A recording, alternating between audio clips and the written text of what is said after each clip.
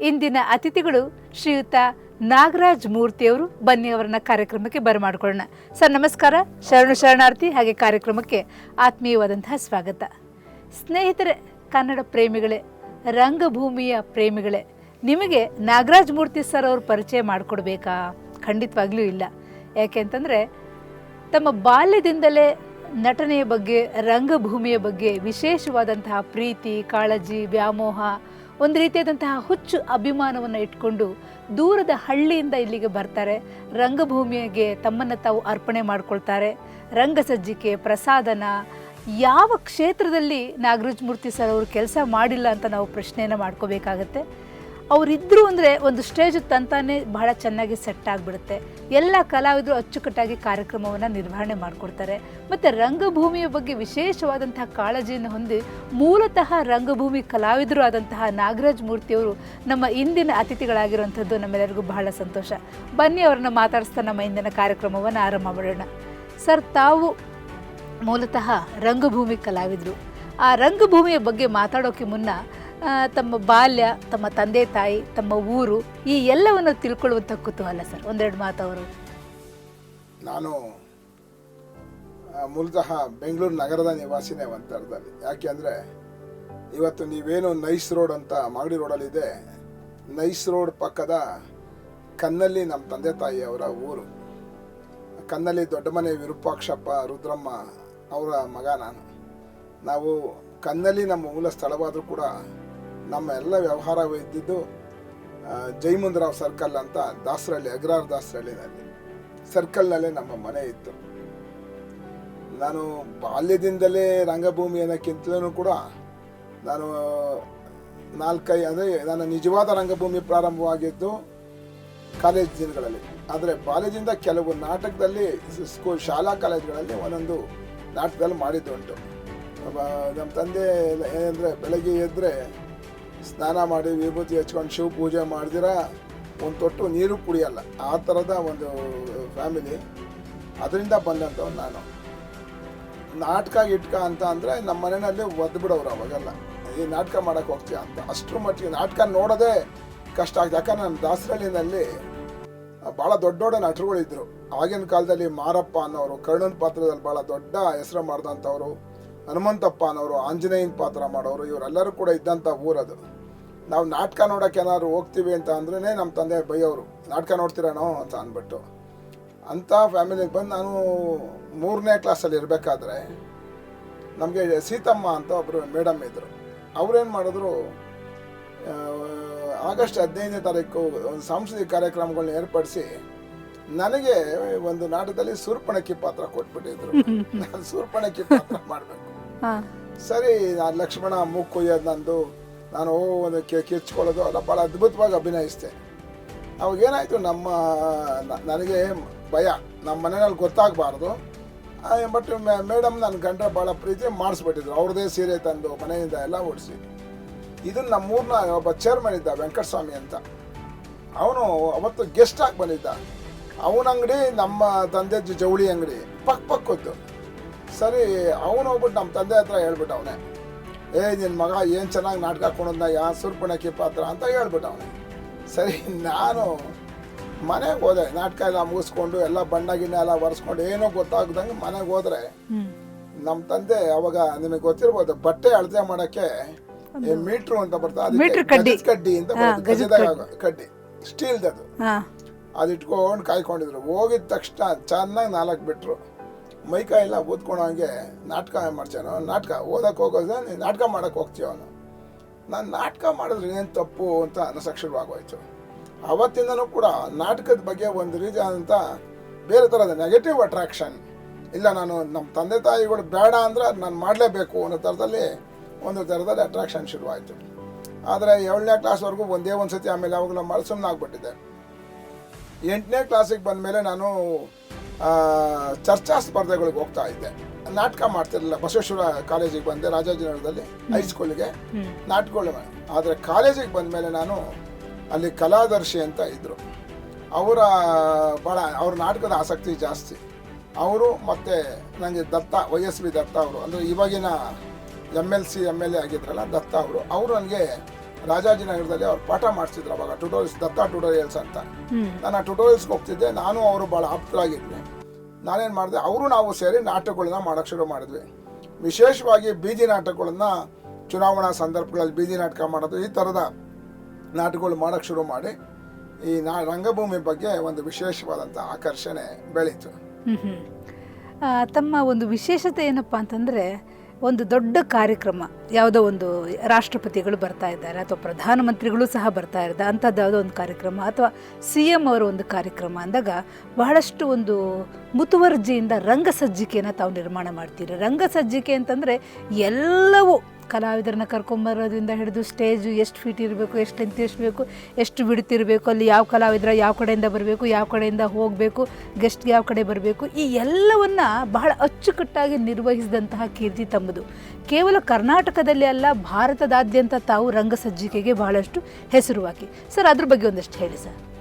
ಅದಕ್ಕೆ ಮೊದಲು ಒಂದೇನೆಂದರೆ, ನಾನು ಮೂಲತಃ ಇವನ್ನೆಲ್ಲ ಮಾಡೋದಕ್ಕೆ ಮೊದಲು ನಾನು 2ನೇ ವರ್ಷದ PUC ಓದ್ತಿರ್ಬೇಕಾದ್ರೇ ನನಗೆ ರಾಜಕಾರಣದಲ್ಲಿ ಭಾಳ ಆಸಕ್ತಿ ಇದೆ ಅಂತ. ಅಂದರೆ ಕಾಲೇಜು ಕನ್ನಡ ಸಂಘದ ಅಧ್ಯಕ್ಷ ಆಗಿದೆ ನಾನು. ಆ ಸಂದರ್ಭದಲ್ಲಿ ಏನಾಯಿತು, ಎಮರ್ಜೆನ್ಸಿ ತುರ್ತು ಪರಿಸ್ಥಿತಿ ಅಂತ ನೀವೆಲ್ಲ ಕೇಳಿರ್ಬೋದು, ಡಿಕ್ಲೇರ್ ಆಯಿತು. ಆ ತುರ್ತು ಪರಿಸ್ಥಿತಿ ಸಂದರ್ಭದಲ್ಲಿ 75ನೇ ಇಸ್ವಿ 76ರಲ್ಲಿ ನಾನು ಇಂದಿರಾ ಗಾಂಧಿಯವರ ಒಂದು ಪ್ರತಿಕೃತಿಯನ್ನು ಗಣರಾಜ್ಯೋತ್ಸವ ದಿನ ಮೇಲೆ ಎಳೆದು ಅದರ ಫ್ಲಾಗ್ ಪೋಲ್ ಕಟ್ಬಿಟ್ಟು ಅದು ಸುಟ್ಬಿಟ್ಟೆ. ಪೊಲೀಸ್ನವರು ಅವಾಗ ಬಹಳ ಕಷ್ಟ, ಆ ಥರದ್ದೆಲ್ಲ ಮಾಡೋ ಹಾಗೆ ಇಲ್ಲ, ಸರ್ಕಾರದ ವಿರುದ್ಧ ನಮ್ಮ ಅಭಿಪ್ರಾಯ ಹೇಳೋಂಗೆ ಇಲ್ಲ ಅಂತ ಸ್ಥಿತಿ ಇತ್ತು ಅವಾಗ ನನ್ನನ್ನು ಅರೆಸ್ಟ್ ಮಾಡಿದ್ರು. ಅರೆಸ್ಟ್ ಮಾಡಿ ನನ್ನನ್ನು ಜೈಲಿಗೆ ಕರ್ಕೊಂಡು ಹೋದ್ರು. ಜೈಲಿಗೆ ಹಾಕಿ ಮತ್ತೆ 4 ದಿವಸ ಆದಮೇಲೆ ನಾನು ಇನ್ನೂ ಅವಾಗ 18 ವರ್ಷ ತುಂಬಿಲ್ಲ ಅಂತ ಕಾರಣಕ್ಕೋಸ್ಕರ ಅಲ್ಲಿ ನಮ್ಮ ಮಕ್ಕಳನ್ನೆಲ್ಲ ನೋಡ್ಕೊಂಡು ಅಂತ ಬಾಲಮಂಡಳಿಗೆ ಕರ್ಕೊಂಡು ಹೋದ್ರು. ಹಾಗಾಗಿ ಆಮೇಲೆ 17-18ನೇ ದಿವಸಕ್ಕೆ ಬಿಟ್ಟರು. ಪಾಪ ಅಲ್ಲೆಲ್ಲ ಭಾಳ ಚೆನ್ನಾಗಿ ನೋಡಿಕೊಂಡ್ರು ಅವರೆಲ್ಲರೂ ಕೂಡ.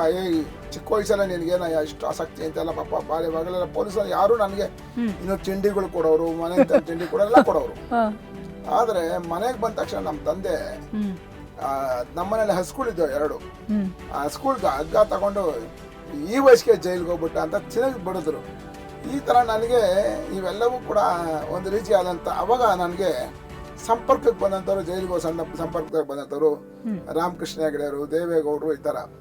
ಅದಾದ ನಂತರ ದತ್ತ ಅವರು ನಾನಿಬ್ಬರು ನಿರಂತರವಾಗಿ ನಾವುಗಳು ತುರ್ತು ಪರಿಸ್ಥಿತಿ ವಿರುದ್ಧ ಚಳವಳಿ, ಜಯಪ್ರಕಾಶ್ ನಾರಾಯಣ್ ಚಳವಳಿ, ಈಗ ಎಲ್ಲ ಚಳವಳಿಗಳಲ್ಲೂ ಕೂಡ ನಾವು ಸಕ್ರಿಯವಾಗಿ ಪಾಲ್ಗೊಂಡು 78ರಲ್ಲಿ ರಾಜಕಾರಣ ಇದಾದಾಗ ನಾನು ಯುವಜನತಾದ ಪ್ರಧಾನ ಕಾರ್ಯದರ್ಶಿ ಕೂಡ ಆಗಿದೆ. ಇದೆಲ್ಲವೂ ಹಳೆಯ ಒಂದು ಕತೆ. ಆ ಸಂದರ್ಭದಲ್ಲಿ ಕಾಲೇಜಿನಲ್ಲಿ ನಾಟಕ ಮಾಡಿಸ್ತಾ ಇದ್ದೆ. ಆವಾಗಲೇ ನನಗೆ ಈ ನಾಟಕದಲ್ಲಿ ವಿಶೇಷವಾಗಿ ಅಲಂಕಾರಿಕವಾದಂಥ ನಾಟಕಗಳು ಮಾಡಿಸೋದು ಅವೆಲ್ಲ ಮಾಡಿಸ್ಬೇಕು ಅಂತಿದೆ.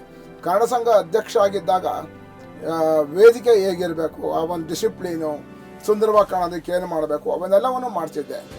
ದೇವರಾಜ ಅರಸು ಅಂತವ್ರೆ ಆ ಕಾಲೇಜಿಗೆ ಗೆಸ್ಟಾಗಿ ಬಂದಾಗ ನಮ್ಮನ್ನೆಲ್ಲ ಮೆಚ್ಕೊಂಡಿದ್ರು, ಎಷ್ಟು ಚೆನ್ನಾಗಿ ಕಾರ್ಯಕ್ರಮಗಳನ್ನ ಮಾಡ್ತೀರಿ, ಎಷ್ಟು ಚೆನ್ನಾಗಿ.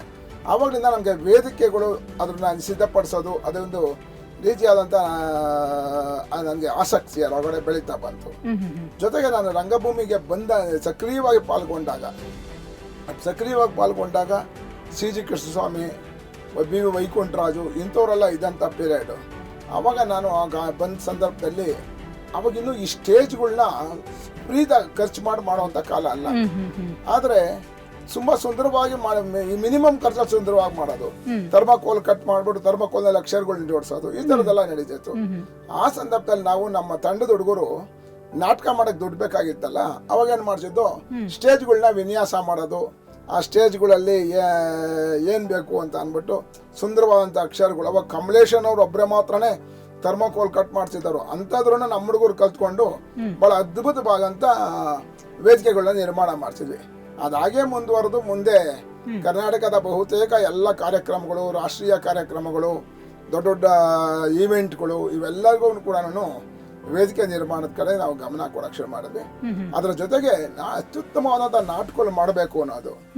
ಆಗ ನಮಗೆ ಆಸಕ್ತಿನೇ, ನಮಗೆ ಡಾಕ್ಟರ್ ಮರುಸಿದ್ದಪ್ಪನವ್ರು ಆಗಿರ್ಬೋದು, ವೈಕುಂಠರಾಜು ಆಗಿರ್ಬೋದು, ಶ್ರೀನಿವಾಸ ರಾಜು ಅವರು, ಹೀಗೆ ಭಾಳ ದೊಡ್ಡವರೆಲ್ಲ ನಮ್ಮ ಸಂಪರ್ಕದಲ್ಲಿ. ಆಗ ನಾವೇನು ಮಾಡಿದ್ವಿ, ನಾಟಕ ನಮ್ಮ ಪ್ರಯೋಗರಂಗ ತಂಡದ ಮೂಲಕ ನಾನು ಅನಂತಮೂರ್ತಿ ಅವ್ರ ಕಥೆ ತಗೊಂಡು ಮೌನಿ ನಾಟಕವನ್ನು ಮೊದಲು ನಿರ್ದೇಶನ ಮಾಡಿದೆ. ಮೌನಿ ನಾಟಕ ಭಾಳ ಅತ್ಯಂತ ಸಕ್ಸಸ್ ಆಗಿದಂಥ ನಾಟಕ ಆಯ್ತು ಹಂಗದು. ಅವಾಗ ರಂಗಭೂಮಿನಲ್ಲೂ ಕೂಡ ಎಲ್ಲರೂ ಕೂಡ ನನ್ನ ಬಗ್ಗೆ ಒಂದು ವಿಶೇಷವಾದಂಥ ಗಮನಿಸಕ್ಕೆ ಶುರು ಮಾಡಿದ್ರು, ಇವ್ರು ಭಾಳ ಚೆನ್ನಾಗಿ ಮಾಡಿಸ್ತಾನೆ ಅಂತ ಅಂದ್ಬಿಟ್ಟು. ಅಲ್ಲಿಂದ ಪ್ರಾರಂಭವಾಗಿದ್ದು ಮುಂದೆ ಮಂಟೇಸ್ವಾಮಿ ಕಥಾ ಪ್ರಸಂಗ ಅಂತ ಬಸವಣ್ಣ ಅವನ ಕಾಲ್ಪನಿಕ ವ್ಯಕ್ತಿಯಾಗಿ ಅಲ್ಲಿ ಬಂದರೂ ಕೂಡ ಇಡೀ ಒಂದು ಜಾನಪದ ಕಥೆಯಲ್ಲಿ ಮಂಟೇಸ್ವಾಮಿ ಕಥಾ ಪ್ರಸಂಗ. ಆ ಕಾಲಕ್ಕೆ ಶಿವಪ್ರಕಾಶ್ ಮಹಾಚೈತ್ರದ ಮೂಲಕ ಬಹಳ ದೊಡ್ಡ ನಾಟಕಕಾರರಾಗಿದ್ದಂಥವ್ರು. ಮಹಾಚೈತ್ರ ನಿಮಗೆ ಗೊತ್ತೇ ಇರ್ಬೋದು. ಬಸವಣ್ಣನ ಕಾಲದ ಇಡೀ ಕೆಳವರ್ಗದ ಜನವನ್ನ ಯಾವ ರೀತಿಯಾಗಿ ಬಸವಣ್ಣ ಮೇಲ್ತಂದ ಅನ್ನೋದು ಮಹಾಚೈತ್ರ ನಾಟಕದಲ್ಲಿ ಅತ್ಯಂತ ಬಹಳ ವಿಭಿನ್ನವಾಗಿ ಶಿವಪ್ರಕಾಶ್ ಕಟ್ಕೊಟ್ಟಿದ್ರು.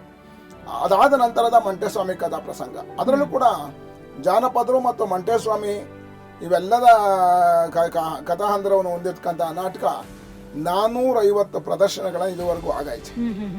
ಇಡೀ ಇಂಡಿಯಾದ ಪ್ರಮುಖ ಎಲ್ಲ ನಗರಗಳಲ್ಲೂ ಪ್ರದರ್ಶನ ಆಗಿದೆ. ಲಂಡನ್ ನಗರದಲ್ಲಿ ಅದರ ಆಯ್ದ ಭಾಗಗಳನ್ನ ಪ್ರದರ್ಶನ ಮಾಡಿಸಿದೆ. ಹೀಗೆ ರಂಗಭೂಮಿನಲ್ಲೂ ಕೂಡ ಒಂದು ರೀತಿಯಾದಂಥ ಹೊಸತನ ನೋಡೋದಕ್ಕೆ, ನೋಡಿದ ತಕ್ಷಣ ಡಿಫ್ರೆಂಟ್ ಅಂತ ಅನ್ನಿಸ್ಬೇಕು ಅನ್ನೋದನ್ನ ಮಾಡೋದಕ್ಕೆ ಪ್ರಯತ್ನ ಮಾಡ್ತಾ ಬಂದೆ. ಅದಾದ ನಂತರ ನಿಮ್ಗೆ ಗೊತ್ತಿರೋ ಹಾಗೆ ನನಗೆ ಕನ್ನಡ ಸಾಹಿತ್ಯ ಮತ್ತು ನಾನು 8ನೇ ಕ್ಲಾಸಿಂದ ಇಂಗ್ಲೀಷ್ ಮೀಡಿಯಂನಲ್ಲಿ ಓದಂಥವನು. ಆದರೆ ಕನ್ನಡ ಸಾಹಿತ್ಯದ ಬಗ್ಗೆ ನನಗೆ ಸ್ವಂತ ಆಸಕ್ತಿಯನ್ನು ಬೆಳೆಸ್ಕೊಂಡು ಕನ್ನಡದ ಬಹುತೇಕರ ಎಲ್ಲ ಕಥೆಗಳು ಕಾವ್ಯಗಳನ್ನೆಲ್ಲ ಓದಿ ಹಳೆಗನ್ನಡ ಸಾಹಿತ್ಯದ ಅನೇಕ ವಿಚಾರ ಸಂಕಿರಣಗಳು, ಬೇರೆ ಬೇರೆ ಹಳೆಗನ್ನಡ ಸಾಹಿತ್ಯವನ್ನು ಪ್ರಚಾರ ಮಾಡುವಂಥದ್ದು, ಪಂಪಕಾವ್ಯ ವೈಭವ ಮಾಡೋದ್ರ ಮೂಲಕ ಇಡೀ ಪಂಪನ ಆದಿಪುರಾಣ ಕಥೆಯನ್ನು ತೆಗೆದುಕೊಂಡು ಆದಿಪುರಾಣವನ್ನು ಎಲ್ಲ ಕಡೆನೂ ವಿಜುವಲೈಸ್ ಮಾಡೋದು, ಈ ಥರದ ಕೆಲಸಗಳನ್ನ ನಾವು ನಿರಂತರ ಮಾಡ್ಕೊಂಬಂದ್ವಿ. ಇದ್ರ ಜೊತೆಗೆ ಮಹಾದೇವ ಬಣಕಾರರು ಆ ಕಾಲದಲ್ಲಿ ಬರೆದಂಥ ನಾಟಕ ಕಲ್ಯಾಣ ಕ್ರಾಂತಿ ನಾಟಕವನ್ನು, ಬಸವಣ್ಣನ ಕುರಿತಂಥ ನಾಟಕವನ್ನು ನಾನು ಮತ್ತು ದತ್ತ ಅವರು ಆ ಕಾಲಕ್ಕೆ ಒಂದು 15 ಪ್ರದರ್ಶನಗಳನ್ನು ಬೇರೆ ಬೇರೆ ಕಡೆ ಮಾಡಿದ್ವಿ. ಮುಂದೆ ಪ್ರಯೋಗರಂಗ ತಂಡದ ಮೂಲಕ ಬಸವಣ್ಣನ ನಾಟಕ ಅನೇಕ ನಾಟಕಗಳು, ಸಿಂಗಿರಾಜ ಪುರಾಣ ಅಂತ, ಅದನ್ನ ಶಿವಪ್ರಕಾಶ್ ಅವರು ಸಿಂಗಿರಾಜದ ಪುರಾಣದ ಒಂದು ಕಾವ್ಯವನ್ನು ಬರೆದು ಖಂಡಕಾವ್ಯವನ್ನು ಬರೆದ್ರು. ಅದನ್ನ ರಂಗರೂಪ ಮಾಡಿ ನಾನು ಸುಮಾರು 300ಕ್ಕೂ ಹೆಚ್ಚು ಪ್ರದರ್ಶನಗಳನ್ನ ಮಾಡಿದೆ. ಧನಂಜಯ ಅಂತ ನೀವೆಲ್ಲ ಹೆಸರು ಕೇಳಿರ್ಬೋದು, ರಂಗಭೂಮಿನಲ್ಲೇ ಬಹಳ ದೊಡ್ಡ ನಟ. ಅವರು ಆ ಪಾತ್ರವನ್ನು, ಸಿಂಗಿರಾಜ ಪಾತ್ರವನ್ನು ಲಂಡನ್ನಲ್ಲಿ, ಅವರು ಕೂಡ ಆ ನಾಟಕ ಕೂಡ ಲಂಡನ್ನಲ್ಲಿ ಪ್ರದರ್ಶನ ಆಯಿತು.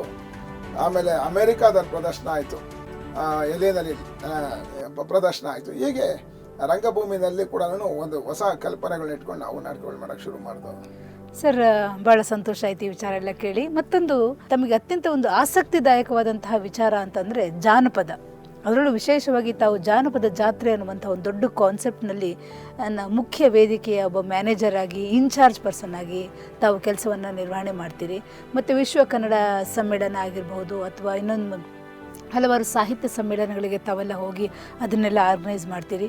ಈ ಜಾನಪದದಲ್ಲಿ ಜಾನಪದ ಹಂಪಿ ಉತ್ಸವ ಅಂತ ಅನ್ನುವಂಥ ಒಂದು ಅಂತಾರಾಷ್ಟ್ರೀಯ ಒಂದು ಸಮ್ಮೇಳನ ಇದೆ. ಅಲ್ಲಿ ಜಾನಪದ ತಂಡಗಳನ್ನು ಕರ್ಕೊಂಡು ಬರೋದು, ಜಾನಪದ ಮೆರವಣಿಗೆಗಳಾಗೋದು, ಕಲಾವಿದರನ್ನು ಕರ್ಕೊಂಡು ಬರೋದು, ಈ ಎಲ್ಲವನ್ನು ಬಹಳ ಅಚ್ಚುಕಟ್ಟಾಗಿ ಮಾಡಿದ್ದೀರಿ. ಅದು ತಮಗೆ ಕೊಟ್ಟಂತಹ ಅನುಭವ ಏನು ಸರ್? ಒಂದು ವಿಚಾರ ಏನಂದರೆ,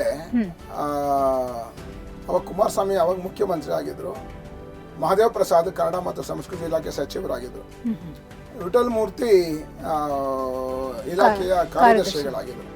ಆ ಸಂದರ್ಭದಲ್ಲಿ ಸುಮ್ಮನೆ ಒಂದು ಸತಿ ಕೂತ್ಕೊಂಡು ಹೀಗೆ ಮಾತಾಡ್ತಿರ್ಬೇಕಾದ್ರೆ ಜಾನಪದರ ಬಗ್ಗೆ ಏನಾದರೂ ಮಾಡಬೇಕು ಅಂತ ಅಂದ್ಬಿಟ್ಟು ವಿಠಲ್ ಮೂರ್ತಿ ಯೋಚನೆ ಮಾಡಿದ್ರು. ವಿಠಲ್ ಮೂರ್ತಿ ಏನಂದ್ರು, ಕಪ್ಪಣ್ಣನಿಗೆ ಏನಾದ್ರು ಒಂದು ಮಾಡಬೇಕ್ರೆ ಹೊಸ ಥರ ಅಂತ. ಅವಾಗ ನಮಗೆಲ್ಲ ನಿಜವಾಗ್ಲೂ ಕೂಡ ನಮ್ಮ ಮನಸ್ಸಲ್ಲಿ ಇದ್ದಿದ್ದು, ಜಾನಪದರನ್ನ ರಾಜಕಾರಣಿಗಳು ಬಂದಾಗ ಸುಮ್ಮನೆ ಅವ್ರ ಮುಂದೆ ಕುಣಿಸೋದು, ಅವ್ರಿಗೆ ಇನ್ನೂ ಬೇರೆ ಬೇರೆ ಸಂದರ್ಭಗಳಲ್ಲಿ ದೇವಸ್ಥಾನ ಜಾತ್ರೆಗಳಲ್ಲಿ ಕುಣಿಸೋದು, ಇನ್ನೇನು ಬೇರೆ ಬೇರೆ ಕಾರ್ಯಕ್ರಮಗಳಲ್ಲಿ ಯಾವ್ದಾರ ಇವೆಂಟ್ನ ಇನಾಗ್ರೇಷನ್ ಟೈಮಲ್ಲಿ ಕುಣಿಸೋದು, ಈ ಥರ ಮಾಡ್ತಿದ್ರು. ಇವ್ರಿಗೆ ಒಂದು ಬೇರೆ ಅದೇನೇ ನಾವು ಬೇರೆ ದೇಶಗಳ ಜಾನಪದವನ್ನು ಅವರು ಒಂದು ಶೋಕೇಸ್ ಮಾಡೋ ರೀತಿನೇ ಬೇರೆ ಥರ ಮಾಡ್ತಾಯಿದ್ರು. ಅದಕ್ಕೊಂದು ವೇದಿಕೆ, ಅದಕ್ಕೊಂದು ಕಲರ್ಫುಲ್ ವಾತಾವರಣ, ಅವನ್ನೆಲ್ಲವನ್ನು ಕೂಡ ತುಂಬಿಕೊಡ್ತಾ ಇದ್ರು. ಅವಾಗ ನಾವು ಯೋಚನೆ ಮಾಡಿದ್ವಿ, ಯಾಕೆ ನಾವು ರಷ್ಯಾದ ಮಹಾಸಿವ್ ಬ್ಯಾಲೆ ಅಂತ ಒಂದು ಬಂದಿತ್ತು, ಅವಾಗ ಅದನ್ನ ನೋಡಿದ್ವಿ, ಇದನ್ನ ಜ್ಞಾಪಕ ಆಯಿತು. ಅವಾಗ ನಾವು ಕಪ್ಪಣ ಎಲ್ಲ ಕೂತ್ಕೊಂಡು ಯೋಚನೆ ಮಾಡಿದ್ವಿ, ಯಾಕೆ ನಾವೊಂದು ಜಾನಪದದ ತಂಡಗಳನ್ನೆಲ್ಲ ಸೇರಿಸಿ ಅದರದ್ದೇ ಒಂದು ಕೊರಿಯೋಗ್ರಫಿ ಮಾಡಿ ಅದನ್ನು ಯಾಕೆ ವೇದಿಕೆ ಮೇಲೆ ಪ್ರದರ್ಶನ ಮಾಡಬಾರ್ದು ಅಂತ ಅಂದ್ಬಿಟ್ಟು ಅದರ ಪ್ರಯತ್ನದ ಫಲವೇನೇ ಅವತ್ತು ವಿಠಲ್ ಮೂರ್ತಿಯವರು ಅದೆಷ್ಟೇ ಖರ್ಚಾಗಲಿ ಅದು ಮಾಡೋಣ ಅಂದರು. ಅವತ್ತಿಂದ ಪ್ರಾರಂಭವಾಗಿದೆ ಜಾನಪದ ಜಾತ್ರೆ.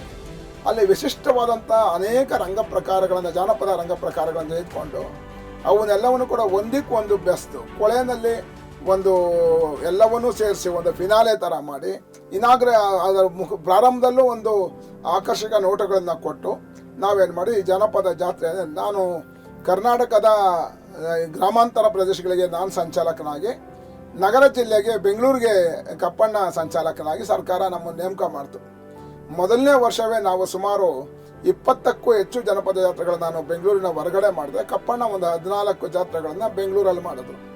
ಅದೆಷ್ಟು ಮಟ್ಟಿಗೆ ಗಮನ ಸೆಳೀತು ಅಂತ ಅಂದರೆ, ಯಾವುದೇ ದೆಹಲಿ ಉತ್ಸವ ಆದರೂ ಕೂಡ ಅಥವಾ ಬೇರೆ ಬೇರೆ ಅಂತಾರಾಷ್ಟ್ರೀಯ ಮಹೋತ್ಸವ ಆದರೆ ಜಾನಪದ ಜಾತ್ರೆ ಇಲ್ದಿರೋ ಇರುವಂಥ ಕಾರ್ಯಕ್ರಮನೇ ಇಲ್ಲ ಅನ್ನೋ ರೀತಿಯಲ್ಲಿ ಆಯಿತು. ಒಂದು ಘಟನೆ ಅಂತೂ ನನಗೆ ಇವತ್ತು ಆಶ್ಚರ್ಯ. ಹಂಪಿ ಉತ್ಸವ, ಅವಾಗ ಜನಾರ್ದನ್ ರೆಡ್ಡಿ ಬಳ್ಳಾರಿಯ ಉಸ್ತುವಾರಿ ಸಚಿವರು ಬಹಳ ದೊಡ್ಡದಾಗಿ ಸ್ಟೇಜ್ ಸುಮಾರು 3 ಕೋಟಿ ರೂಪಾಯಿ ಖರ್ಚು ಮಾಡಿ ಆ ಉತ್ಸವವನ್ನು ಅರೇಂಜ್ ಮಾಡಿದ್ರು. ಒಟ್ಟಾರೆ 11 ಕೋಟಿ ರೂಪಾಯಿ ಆ ಉತ್ಸವದ ಖರ್ಚು. ಬಹುಶಃ ಆ ಬಳ್ಳಾರಿಯ ಇತಿಹಾಸದಲ್ಲೇ ಅಂತ ದೊಡ್ಡ ಉತ್ಸವನ ಅವಾಗಲೇ ಮಾಡಿದ್ರು. ಅವಾಗೇನು ಮಾಡಿದ್ರು, ನಾನು ಒತ್ತಾಯ ಮಾಡಿ, ಅವ್ರಿಗೆ ಗೊತ್ತಿರಲಿಲ್ಲ ಈ ಜನಪದ ಜಾತ್ರೆಯ ವಿಚಾರಗಳು ಸರಿಯಾಗಿ ಗೊತ್ತಿರಲಿಲ್ಲ. ಆದರೆ ನಾವು ಕನ್ನಡ ಮತ್ತು ಸಂಸ್ಕೃತಿ ಇಲಾಖೆಯವರು ಇಲ್ಲ ಜನಪದ ಜಾತ್ರೆ ಇರಲೇಬೇಕು ಸರ್ ಅಂತ ಅವ್ರಿಗೆ ಹೇಳಿದರು. ಹಾಗಾಗಿ ನಮ್ಮನ್ನು ಬಹಳ ನೆಗ್ಲೆಕ್ಟ್ ಮಾಡಿ ಜನಪದರಿಗೆ ಒಂದು ಸ್ಲಾಟ್ ಕೊಟ್ಟರು, 9:30 ನಿಮ್ಮದು ಕಾರ್ಯಕ್ರಮ ಅಂತ. ಅದಕ್ಕೆ ಮೊದಲು ಪ್ರಖ್ಯಾತ ಸಂಗೀತ ನಿರ್ದೇಶಕರೊಬ್ಬರ ದೊಡ್ಡ ಕಾರ್ಯಕ್ರಮ, ಅದಕ್ಕೆ 1 ಕೋಟಿ ರೂಪಾಯಿ ಬಜೆಟ್, ಅದನ್ನ ಕೊಟ್ಟು ಮಾಡಿಸಿದ್ರು. ಅವ್ರ ಕಾರ್ಯಕ್ರಮ ಮುಗೀತು, ಜನಗಳಿಗೇನಂತ ಇಷ್ಟ ಆಗಲಿಲ್ಲ ಅದು. ಅದಾಗಿ 9:30 ಅಂದಿದ್ದು ನಮ್ಮದು 11 ಗಂಟೆಗೆ ನಮಗೆ ವೇದಿಕೆ ಕೊಟ್ಟರು. 11 ಗಂಟೆಗೆ ನಾವು 350 ಜನ ಜನಪದ ಕಲಾವಿದರ ಒಂದು ಅದ್ಭುತ ಪ್ರದರ್ಶನ ನೋಡಿ ಇಡೀ ಜನ ಮತ್ತೆ ಹೊರಗಡೆಯಿಂದ ಅವತ್ತು ಬೇರೆ ಬೇರೆ ರಾಷ್ಟ್ರ ಮಟ್ಟದ ರಾಜಕಾರಣಿಗಳು, ಮಂತ್ರಿಗಳೆಲ್ಲ ಬಂದಿದ್ದವರು, ಬೇರೆ ಬೇರೆ ದೇಶಗಳಿಂದ ಬಂದವರೆಲ್ಲ ನಮ್ಮದ್ರನ್ನ ಮತ್ತೆ ಮತ್ತೆ ರಿಪೀಟ್ ಮಾಡಕ್ ಹೇಳ್ತಾ ಇದ್ರು. ಬಟ್ ನಾವು ರಿಪೀಟ್ ಮಾಡಲಿಲ್ಲ. ಅವತ್ತು ಆ ಕಾರ್ಯಕ್ರಮ ಮುಗಿಸ್ತು. ಅದಾಗಿ ನಮ್ದು ಒಂದೇ ದಿವಸ ಕಾರ್ಯಕ್ರಮ ಇದ್ದಿದ್ದು. ನಾವೆಲ್ಲ ಪ್ಯಾಕ್ ಮಾಡ್ತಿದ್ವಿ. ಆವಾಗ ಕನ್ನಡ ಅಂಡ್ ಕಲ್ಚರ್ನ ಸೆಕ್ರೆಟರಿ ಬಂದ್ಬಿಟ್ಟು ನಿಮ್ದು ನಾಳೆನೂ ಕಾರ್ಯಕ್ರಮ ಇದೆ, ಇದು ನಾಳೆನೂ ಇಲ್ಲೇ ಉಳ್ಕೊಂಬಿಡಿ ಅಂದರು. 3 ದಿನದ ಕಾರ್ಯಕ್ರಮ ಉತ್ಸವ ಅದು. ನಾನು ಇಲ್ಲ ನಮ್ದು ಆಗೋದಿಲ್ಲ, ನಾವೆಲ್ಲ ಹೋಗ್ಬೇಕು ಅಂತ. ಇಲ್ಲ ನಾನು ಸೆಕ್ರೆಟರಿನಪ್ಪ, ನಾನು ಹೇಳ್ತೇನೆ ಕೇಳೋಕ್ಕಾಗಲ್ವಾ ಅಂತ. ಅಲ್ಲ ಸರ್, ನಮ್ಗೆ 9 ಗಂಟೆಗೆ 11 ಗಂಟೆ ಕೊಡ್ತೀರಾ, ನಮ್ಗೆ ಕೇರ್ಲೆಸ್ ಆಗಿ ನೋಡ್ತೀರಾ, ಜನ ಎಷ್ಟು ಖುಷಿ ಪಟ್ಟರು. ಅದಕ್ಕೆ ಬದಲು ಅಂದರೆ ನೆಕ್ಸ್ಟ್ ಡೇ ಅವ್ರದ್ದು ಅದೇ ಸಂಗೀತ ನಿರ್ದೇಶಕರ ಕಾರ್ಯಕ್ರಮ ಇತ್ತು, ಅದನ್ನ ತೆಗೆದು ಕೊನೆಗೆ ಹಾಕೋದ್ರು. ಕೊನೆಗೆ ನಮಗೆ 6 ನಾನು ಹೇಳಿದೆ 6 ಗಂಟೆ ಕೊಡೋಂಗಿದ್ರೆ ನಾವು ಮಾಡ್ತೀವಿ ಜನ ಇದ್ದಾಗ ಅಂದು. ಅವತ್ತು 6 ಗಂಟೆ ಕೊಟ್ಟರು.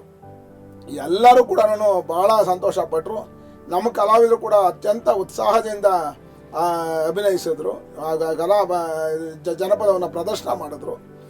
ಅದಾಗಿ 3ನೇ ದಿನಕ್ಕೂ ಕೂಡ ಸಮಾರೋಪಕ್ಕೂ ನಮ್ದೇನೆ ಹಾಕಿದ್ರು.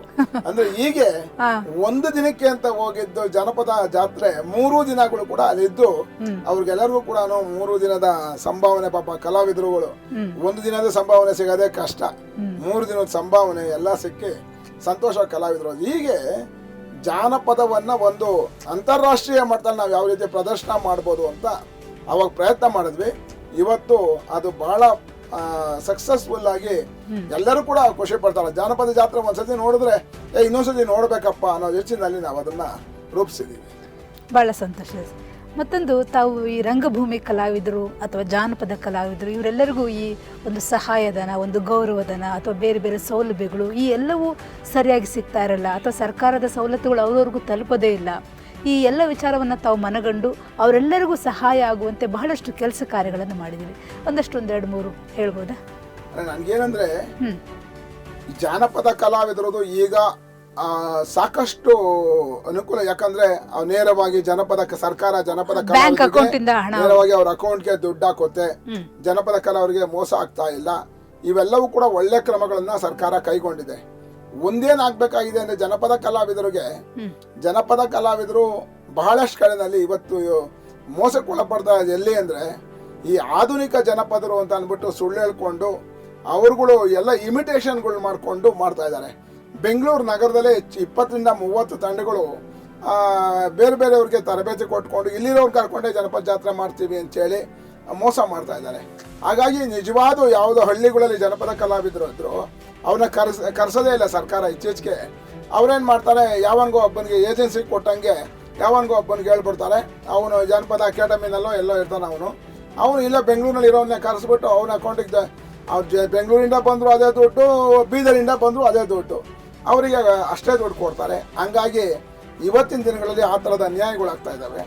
ಆದರೆ ಒಂದೇನು ಮಾಡಬೇಕು, ಸರ್ಕಾರ ಕರ್ನಾಟಕದ ಎಲ್ಲ ಜನಪದ ಕಲಾವಿದರ ಒಂದು ಯಾದಿಯನ್ನು ತಯಾರು ಮಾಡಬೇಕು. ಕನಿಷ್ಠ ಒಂದು ವರ್ಷದಲ್ಲಿ 2 ಅಥವಾ 3 ಕಾರ್ಯಕ್ರಮಗಳಾದ್ರೂ ಒಬ್ಬ ಜನಪದ ಕಲಾವಿದನಿಗೆ ರಾಜ್ಯ ಮಟ್ಟದಲ್ಲಿ ರಾಷ್ಟ್ರೀಯ ಮಟ್ಟದಲ್ಲಿ ಅವಕಾಶ ಕೊಡುವಂಗೆ ಮಾಡಬೇಕು. ಹಾಗಾದಾಗ ನಿಜವಾಗ್ಲೂ ಕೂಡ ಅನುಕೂಲ ಆಗುತ್ತೆ. ಇನ್ನು ಎರಡನೇದು, ಗ್ರಾಮೀಣ ಭಾಗಗಳಲ್ಲಿ ಜಾನಪದ ಅಕಾಡೆಮಿ ಅಂತವುಗಳ ಜೊತೆಯಲ್ಲಿ ಸಹಕಾರದೊಂದಿಗೆ ಗ್ರಾಮೀಣ ಭಾಗದಲ್ಲಿ ಜನಪದ ತರಬೇತಿಯನ್ನು ಕೊಡುವಂತಹ ಕೆಲಸ ಆಗಬೇಕು. ಈಗ ಅನೇಕ ಜನಪದ ಪ್ರಾಕಾರಗಳು ಈಗಾಗಲೇ ನಮಗೆಲ್ಲ ಗೊತ್ತಿರೋಗೆ ಗೊರವರ ಕುಣಿತದ 2 ಮಹಾನ್ ನೇತಾರರು ಸತ್ತೋದ್ರು. ಹೋದ ತಿಂಗಳೊಬ್ಬ, ಈ ತಿಂಗಳೊಬ್ಬ, 2 ಎಕ್ಸ್ಪೈರ್ ಆಗಿದ್ದಾರೆ. ಹಾಗಾಗಿ ಆ ಕಲೆಯನ್ನು ಮುಂದುವರ್ಸ್ಕೊಂಡು ಹೋಗೋದಕ್ಕೆ ಯಾರೋ 4-5 ಜನ ಉಳ್ಕೊಂಡಿದ್ದಾರೆ. ಗೊರವರ ಕುಣಿತ ಆಗಿರ್ಬೋದು, ಮತ್ತು ಕಿನ್ನರಿ ಆಗಿರ್ಬೋದು, ಇವನ್ನೆಲ್ಲವನ್ನೂ ಕೂಡ ಕಲಿಸುವಂಥ ತರಬೇತಿ ಕೊಡಿಸುವಂಥ ಕಾರ್ಯಾಗಾರಗಳಾದರೆ ಒಳ್ಳೆಯದಾಗುತ್ತೆ. ಸರ್ಕಾರ ಆ ಕಡೆ ಗಮನ ಹರಿಸ್ಬೇಕು. ಇನ್ನು ಜನಪದದಲ್ಲಿ ಒಂದು ಪ್ರದರ್ಶನ ಕಲೆಗಳಿಗೆ ಒಂದಾದರೆ ಜನಪದದ ಮೌಖಿಕ ಕಾವ್ಯ ಪರಂಪರೆ ಇದೆಯಲ್ಲ, ಈ ಮೌಖಿಕ ಕಾವ್ಯ ಪರಂಪರೆ ಈ ನಾಡಿನ ಶರಣ ಸಂಪ್ರದಾಯಕ್ಕೆ ಭಾಳ ಹತ್ತಿರವಾಗಿರ್ತಕ್ಕಂಥದ್ದು. ನಾವು ನೋಡಿರ್ಬೋದು, ಯಾವುದೇ ಅದು ಬಂಟೆಸ್ವಾಮಿ ಕಾವ್ಯ, ಮಹದೇಶ್ವರನ ಕಾವ್ಯ, ಜುಂಜಪ್ಪನ ಕಾವ್ಯ, ಅಥವಾ ಇನ್ನು ಬೇರೆ ಬೇರೆ ಬೇರೆ ಬೇರೆ ಕಾವ್ಯಗಳನ್ನ ನಾವು ನೋಡ್ತಾ ಬರ್ತೀವಿ. ಆ ಎಲ್ಲ ಕಾವ್ಯಗಳಲ್ಲೂ ಕೂಡ ಒಂದೇನಾಗಿರ್ತದೆ, ಶರಣ ಸಂಪ್ರದಾಯ ಮತ್ತು ಈ ಜಾನಪದ ಇವೆರಡು ಒಟ್ಟಿಗೆ ಮೇಳೈಸ್ಕೊಂಡಿರೋದನ್ನ ನೋಡ್ತೀವಿ. ಎಲ್ಲೋ ಒಂದು ಕಡೆ ಬಸವಣ್ಣ ಬರ್ತಾನೆ, ಎಲ್ಲೋ ಒಂದು ಕಡೆ ಸಿದ್ದೇಶ್ವರ ಬರ್ತಾಳೆ, ಎಲ್ಲೋ ಒಂದು ಕಡೆ ಅಕ್ಕ ಮಹಾದೇವಿ, ಜನಪದ ಆದರೂ ಕೂಡ ಅದರೊಳಗಡೆ ಬರ್ತಾ ಇರ್ತಾರೆ. ಹಾಗಾಗಿ ಆ ಮೌಖಿಕ ಪರಂಪರೆಯ ಕಾವ್ಯಗಳನ್ನು ಸಂಗ್ರಹಿಸುವಂಥ ಕೆಲಸ ಆಗಬೇಕು. ಈಗ ಬಹಳಷ್ಟು ಜನ ಮೌಖಿಕ ಪರಂಪರೆಯಲ್ಲಿ ಮೊದಲೆಲ್ಲ ಹಾಡ್ತಾ ಇದ್ದವ್ರು ಈಗಾಗಲೇ ಇಲ್ಲೇ ಇಲ್ಲ. ಈಗ ಮಾರಪ್ಪ ದಾಸ ಅಂತವರ ತತ್ವಪದಗಳಾಗಿರ್ಬೋದು, ಅದೇ ರೀತಿಯಾಗಿ ಮಂಡ್ಯದ ಜವರಯ್ಯ ದಂಪತಿಗಳು ಆಡುವಂಥ ತತ್ವಪದಗಳಾಗಿರ್ಬೋದು, ಬಸಲಿಂಗಯ್ಯ ಹಿರೇಮಠ ಅವರ ತತ್ವಪದಗಳಾಗಿರ್ಬೋದು, ಈಗ ಅನೇಕ ಜನರ ತತ್ವಪದಗಳನ್ನು ಬೇರೆ ಬೇರೆಯವ್ರ ತತ್ವಪದಗಳನ್ನು ಅವ್ರು ಆಡ್ತಾರೆ. ಆ ಸಂಗ್ರಹವನ್ನು ಸರ್ಕಾರ ಮಾಡಿಸ್ಬೇಕು ಅಂತೇಳಿ ವಿನಂತಿ ಮಾಡ್ಕೊಳ್ತಿದ್ದೀನಿ. ಇದು ಬಹುಶಃ ಇದರ ಮೂಲಕ ಅವ್ರಿಗೆ ಸುದ್ದಿ ಮುಟ್ಟಿದ್ರೆ ಭಾಳ ಒಳ್ಳೆಯದು. ಇನ್ನು ಅನೇಕ ವಿಚಾರಗಳು ನಾವು ಹೇಳಬೇಕು ಅಂದರೆ, ಈ ಮೌಖಿಕ ಪರಂಪರೆಯ ಕಾವ್ಯಗಳನ್ನು ನಾವು ಪುಸ್ತಕ ರೂಪದಲ್ಲಿ ತರುವಂಥ ಕೆಲಸ, ಜಾನಪದ CD ರೂಪಗಳಲ್ಲಿ ತರುವಂಥ ಕೆಲಸ, ಮತ್ತು ಅವನ್ನೆಲ್ಲ ಡಾಕ್ಯುಮೆಂಟ್ ಮಾಡಿಸೋ ಕೆಲಸ ಅಂತೂ ಮೊದಲು ಆಗಬೇಕಾಗಿದೆ. ಅದನ್ನು ಕೂಡ ಮಾಡಬೇಕು. ಈಗ ನಾಟಕ ಅಕಾಡೆಮಿ ಇದೆಯಲ್ಲ, ನಾಟಕ ಅಕಾಡೆಮಿನಲ್ಲಿ ಜೆ ಲೋಕೇಶ್ ಅಧ್ಯಕ್ಷರಾಗಿ ಬಂದ ಮೇಲೆ ಭಾಳ ಒಳ್ಳೆ ಕೆಲಸ ಮಾಡಿದ್ದಾರೆ ಅವರು. ಇಡೀ ಸುಮಾರು ಹೆಚ್ಚು ಕಡಿಮೆ 110 ವರ್ಷಗಳ ಹಿಂದಿನ ಎಲ್ಲ ನಾಟಕಗಳು ಏನೇನು ಬಂದಿದ್ದು ಅವನ್ನೆಲ್ಲವನ್ನೂ ಕೂಡ ವೆಬ್ಸೈಟಲ್ಲಿ ಹಾಕುವಂಥದ್ದು, ಡಾಕ್ಯುಮೆಂಟ್ ಮಾಡ್ತಕ್ಕಂಥ ಕೆಲಸವನ್ನು ಮಾಡ್ತಾ ಇದ್ದಾರೆ. ವಿಚಾರ ಸಂಕಿರಣಗಳ ವಿಚಾರವನ್ನು ಹಾಕ್ತಾ ಇದ್ದಾರೆ, ಫೋಟೋಸ್ಗಳನ್ನ ಡಾಕ್ಯುಮೆಂಟ್ ಮಾಡ್ತಾ ಇದ್ದಾರೆ. ಅದೇ ರೀತಿಯಾಗಿ ಜಾನಪದದ್ದು ಕೂಡ ಮಾಡಿದ್ರೆ ಒಳ್ಳೇದಾಗುತ್ತೆ ಅಂತ ನಾನು ಅಂದ್ಕೊಂಡಿದ್ದೀನಿ. ಇನ್ನು ನಾಟಕ ರಂಗಭೂಮಿ ವಿಚಾರದಲ್ಲಿ, ರಂಗಭೂಮಿನಲ್ಲಿ ಏನಾಗಿದೆ, ಜಾನಪದ ಮತ್ತು ಪುರಾಣಗಳನ್ನ ಇಟ್ಕೊಂಡು ತುಂಬ ಒಳ್ಳೆಯ ನಾಟಕಗಳನ್ನ, ಮತ್ತೆ ತಾನೇ ನಿಧನರಾದಂಥ ಗಿರೀಶ್ ಕಾರ್ನಾಡ್ರಾಗಿರ್ಬೋದು, ಅಥವಾ ನಮ್ಮ ಚಂದ್ರಶೇಖರ ಕಂಬಾರ್ರಾಗಿರ್ಬೋದು, ಎಚ್ ಎಸ್ ಶಿವಪ್ರಕಾಶ್ ಆಗಿರ್ಬೋದು, ಇತ್ತೀಚಿನ ದಿನಗಳಲ್ಲಿ ಬರೆದ ಎಚ್.ಎಸ್. ವೆಂಕಟೇಶ್ ಮೂರ್ತಿಯವರಾಗಿರ್ಬೋದು, ಇವರೆಲ್ಲರೂ ಕೂಡ ಜಾನಪದ ಕಾವ್ಯ ಅಥವಾ ಪುರಾಣಗಳನ್ನ ಇಟ್ಕೊಂಡೆ ಅವರ ನಾಟಕದ ಮೂಲ ವಸ್ತುಗಳನ್ನಾಗಿ ಮಾರ್ಕೊಂಡ್ಬಂದಿದ್ದಾರೆ. ಆದರೆ ಎಲ್ಲೋ ಒಂದು ಕಡೆಯಲ್ಲಿ ಅವರ ನಾಟಕಗಳಲ್ಲಿ ಮೂಲ ಪರಂಪರೆಯನ್ನು ಜ್ಞಾಪಿಸ್ಕೊಳ್ಳೋದೇ ಇಲ್ಲ. ಇದು ಆಧುನಿಕ ನಾಟಕಗಳೇನೋ ಅನ್ನೋ ರೀತಿಯಲ್ಲೇ ಅದನ್ನು ಬಿಟ್ಬಿಟ್ಟು ಅವರಿಗೆ ಕ್ರೆಡಿಟ್ಸನ್ನು ಕೊಡುವಂಥ ಕೆಲಸ ಕೂಡ ನಾವು ಮಾಡ್ತಾ ಇಲ್ಲ. ಹಾಗಾಗಿ ಯಾವುದೇ ಒಂದು ನಾಟಕ ಬಂದಾಗ ಅದರ ಮೂಲ ಇದಕ್ಕೆ ಅವ್ರ ಹೆಸರಂತೂ ಯಾರ ಹೆಸರು ಇರೋದಿಲ್ಲ.